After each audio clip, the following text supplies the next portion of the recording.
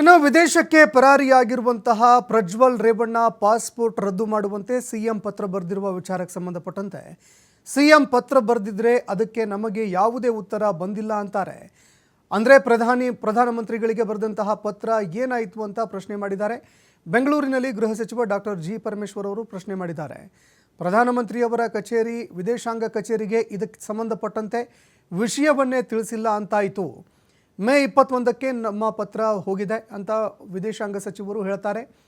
CM ಅದಕ್ಕೂ ಹಿಂದೆನೇ ಪತ್ರ ಬರೆದಿದ್ರು ಅಂತ ಗೃಹ ಸಚಿವರು ಗರಂ ಆಗಿದ್ದಾರೆ. ಅದೇ ನಾನು ಕೂಡ ಮಾಧ್ಯಮದಲ್ಲಿ ಗಮನಿಸಿದ್ದೇನೆ. ಯಾತಕ್ಕೆ ಅವರು ಆ ರೀತಿ ಹೇಳಿದರು ಅಂದರೆ, ಪ್ರಧಾನಮಂತ್ರಿ ಕಚೇರಿ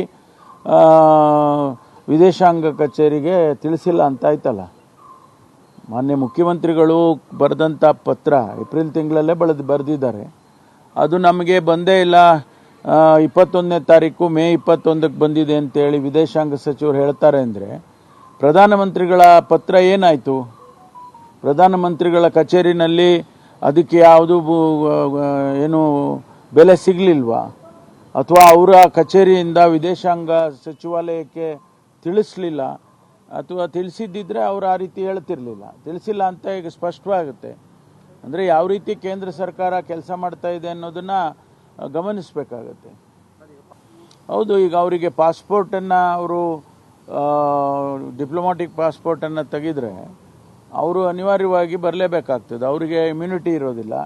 ಅವರು ಆ ದೇಶದಿಂದ ಅವ್ರನ್ನ ಇಟ್ಕೊಳ್ಳೋಕ್ಕೂ ಆಗೋದಿಲ್ಲ ಆ ದೇಶದಲ್ಲಿ. ಅದರಿಂದ ಅವ್ರು ಬರಲೇಬೇಕಾಗತ್ತೆ, ಬರ್ತಾರೆ. ಅದೇನು